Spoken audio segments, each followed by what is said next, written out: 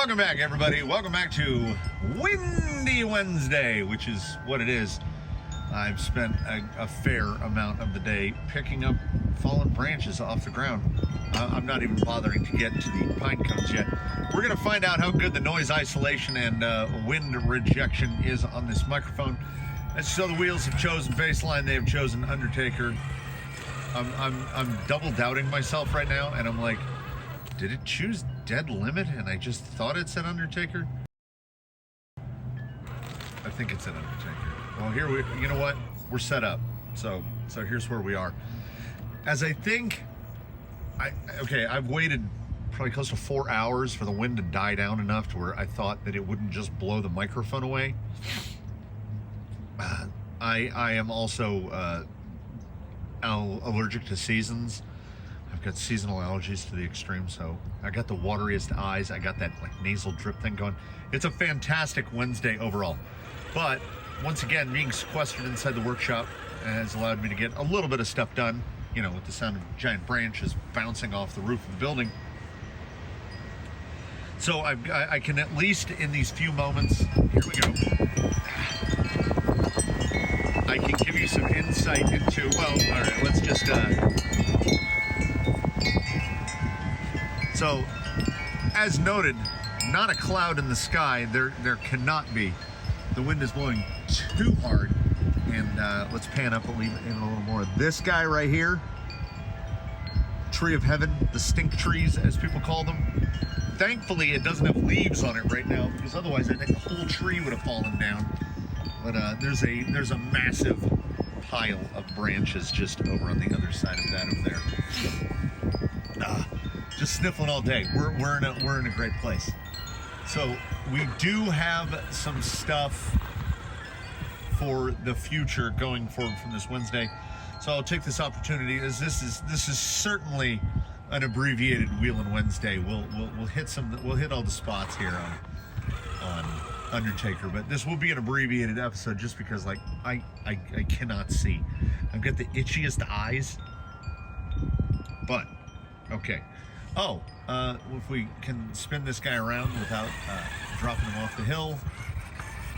Since you saw him last, I am pretty sure he's still rocking the canyon trails on here. You know, why wouldn't he be? I got the look at it. Oh yeah, he looks really good with the chrome accents on there. He'll be getting lights. That will be coming up in a sooner than later episode, and I don't think rock lights are optional. I think if you're going to put lights on a rig, you got to have rock lights. So he's helping me. The SE is helping me out in that it has front fenders, but I want 4 rock lights. I don't just want rock lights in the front. So I am going to fabricate rear inner fenders. That will be a Fab Lab installment of doing that. Oh, here comes a good gust. What else have we got? What else is coming? I have received from a fantastic supporter of the channel and sender of things, Shaker MT, has sent this way to us here in our locality a set of Dravtex. Fancy, very fancy. So in an upcoming installment, it'll be a crossover installment. It will be done as a quick review, so we'll do a quick review of the Dravtex. They will be going on the kernel for testing purposes on the kernel because I believe he can benefit from 80s. Now I have cracked open the bag and taken a look at the Dravtex, and they are fancy. And not to give away too much of what's coming up in that, I like what they've done. Like I really like how the shocks are done, where all the guts are Traxxas because you can buy them anywhere. Traxxas makes a shock that's not super liable to leak. So I'm pretty excited about the 80mm Dravtex, but I will say even at this juncture here early on, I don't know if they will stay on the kernel. If the 80s do prove to be the correct length for the kernel, he's probably going to shock swap either Argentum or Blackjack or somebody that's running 80s. We will see how it comes out. Probably Blackjack just for the scale, a little more scale look to me. I will probably try them in both configurations, inverted and regular, see how the weight moves around. That's coming up. Of course, this Friday, so day after tomorrow, will in the State of the Canyon is Shop Tour Grand Tour. Pray for no wind, everybody. Pray for no wind, because otherwise, I will just postpone that. But I'm hoping that the wind is only going to last a couple of days. Because if it lasts long, much further than that, it's going to be more annoying than it already is. Ooh.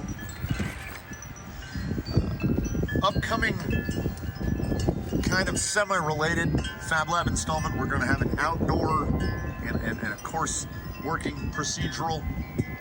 A lot of people have asked how I build stuff like this. So I'm going to try to, I've got enough scrap material from that bit of pavers to do a little bit of an obstacle section. I haven't decided who's getting the add-on yet. We'll get to that. But I am also going to make an attempt to build something Imagineer style. So that's coming up as well, which will be like scrap wood frame, cloth, and Type S mortar mix in an attempt to get some verticality. I do have an idea of where I'm going to put that. And I'm hoping that by stating it now in a video, that's like a mental commitment for myself. Because otherwise, it might go the route of other things where I get started on something and then, ooh, shiny, and I just go in that direction. So hopefully, I really want to get some obstacle stuff done.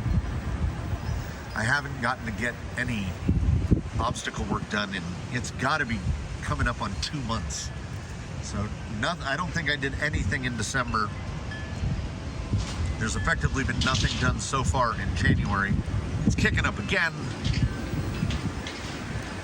See if we can come around and get through there's a little door slider slot here that's really easy to get through from this side. Tougher to get into. Yeah, I'm definitely getting finger pressure adjusted to the Fusion SE. Ooh. That was, yeah, this, I don't know how bad this audio is going to be. Let's hope it's not as bad as I think it's going to be. Yeah, let's whip this around. We'll go through the little chute up here. I got to name this little chute if I can get into it. We'll whip through this chute. We'll hit Daphne's other line, and I will protect myself from the wind. Oh, I had another thought in the midst there. That thought was the Canyon has finally gotten a charger upgrade. Got a ProTech 610. I'm trying to block the wind. The wind is blowing right on the end of the microphone. Maybe if I get up close like this, I can block it with my head. We've got a 610 quad, so we can now charge 4 batteries at a time, which one might think, who's charging 4 batteries at a time? Well, I've got transmitter packs. I got the little 1500s. I've got little 4S packs. So at any given moment, it's not uncommon to be charging 3 packs at a time that are all different. Oh, it's almost called for a second. So 4 is not bad. We were running before on a 1-2 punch combo, running off a 20 amp power supply of a Prodigy 610 Duo, which came from back in the days when it was a Duo, so it has 2 ports. It was DC only, and it could only do 10 amp peak total, so 5 amps per side. So when you got to charging anything big, like a 4S pack or a 6S pack, it took some time. And then having to move all the plugs around, like on the new guy, which I will cover more in the video of it, it's gonna have like channel 3 or channel 4 is only going to do like stuff that's JST plug or Futaba plug. That guy's dedicated. And then I will get the other one on that side. I think it's 1 and 3 on one side, 2 and 4 on the other. So 2 and 4 will be like bigger stuff, 4S, and then receiver packs. And then I have the 2 dedicated on the other side to do like the 3S, because we charge a lot of 3S around here. 6S doesn't get charged very often, so I don't have to worry about getting in a dedicated spot. I've definitely just, I need to give that one a few days even to call it a quick review, so there's like no unboxing or whatever. It comes in a box with some plugs, but I do have some things to say about it already, and I can't tell if it's just allergies and wind, but it's put me in a bad mood.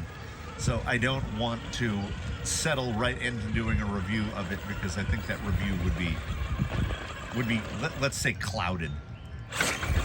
That will come up sometime here in the near-ish future. Oh, I am gonna try to get some. I would like to get Friends of the Canyon to be a thing when people come over and drive. Hopefully I can throw in some little vertically filmed little bits here from when the folks were over earlier in the week. It tends to be, it leans me more towards shorts content. It's a lot easier to make shorts. And it is really nice to have people over. Spoken as an RC crawler driving hermit, because one of the gentlemen that came over, the gentleman with the dark green Ecto, brought his son with him, charged up a battery, let him drive the banana around. And you know, if I was say like 9 or 10, man, the banana would be the business. And he appeared to have a pretty much a whale of a time driving that thing around. So glad to see it. It's nice to share the joy of the canyon with others. As I have said many times to people on the internet and in person, it makes me feel less crazy, because if more people are enjoying it, it means that I didn't do all of this for myself. I think that's kind of a big part of the YouTube channel as well.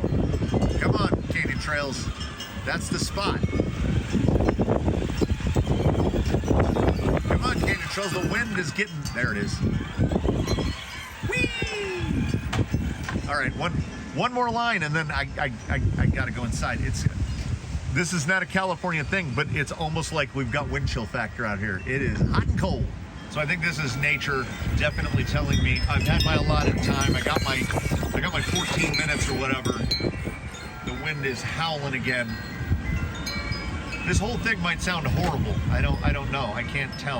I'll find out when I get inside. I was hoping to push that a little more right, see if I can get a little more right. Yeah. The green Ecto that should have popped up in a clip or two on here, back from Wheelin Sunday. The first set of Dead Ringer, the dual stage hair buns to enter the course, other than what I have equipped in here, and he had the same emotion I think everyone does when they're assembling those, which is, this is never going to work. The hair bun is too small. The inner foam sticks way out too far to the sides. It looks weird. They slide around on the rims, and then the first time he hit right here on the side hill, he was like, "What?" Yeah, they are side hill monsters. Oh, just those moments of I can hear the waterfall. It's almost calm. I'm gonna try to carry this calm with me into the workings that I have to do back inside the workshop. I am as of recording this, I am installing the Prodigy 610 quad right now. So I had to redo the soldering station. I had to do a whole thing. I realized that this Wheelin Wednesday has kind of been wind transformed into kind of a State of the Canyon update. This is a midweek State of the Canyon update. I still really like the SE, and the SE is pretty great. I've gotten you. I don't know. Has it tamed itself down, or am I just getting really used to it? I don't know what it is. But this thing is really fun to bust around in, and I still contend. Whoops. If you are going to build, if you must have a Bushido, I would honestly say, do the work. Get an SE and put a Bushido on it. Because having relatively recently driven a Bushido, I genuinely think it could have benefited from an XF. Now that is something that I have not priced up, and I will try to remember to do it. Someone out there might have already done it, so if you've already done it, mention down in the comments. If you have a rig fitted with a Stealth X, what's the cost to convert that X into an XF? Like, I know you got to get the little motor mount piece and that little intermediate gear, and I know you have to get all the plastics, but if memory serves, that's only about 40 bucks ish, somewhere in there. But there's got to be parts. Well, you got to have fasteners, because I don't think any of the plastics, I don't know where you get the screws. So I think we're just left waiting for Element to release the XF as a kit, because as of the recording of this video, the only way to get an XF is to buy an SE. It's literally the only place to get it, because they keep releasing new vehicles and not putting XFs in them. It's weird. I love the XF. It might be it's my favorite undiggable gearbox. Once you put dig in it, you got a whole nother thing. So I would say XF, and then below the XF, I would say TRX4 box, just for being that different thing with the low outputs for the drive shafts, and then regular X, and then, you know, everything on from there. Diggable is a whole different thing. It's coming. It's going to be too windy. I hope this audio is hearable. I hope wherever you are, it's calm as the doldrums. I hope you're not having to endure this. I'm going to put whatever digital trickery on it, so if my voice sounds tinny or weird, to try to get the wind noise out, I will absolutely do that. So we got to close this where we got to close it. Thanks for watching, everybody. Comment below. I would apologize for the wind, but that's something that only a lunatic does, because if I had control of the wind, I would be a super villain. So we thank you for this one. We look forward to seeing you in the next one. And before the wind blows the tripod away, have a good one, everybody. We'll see you next time.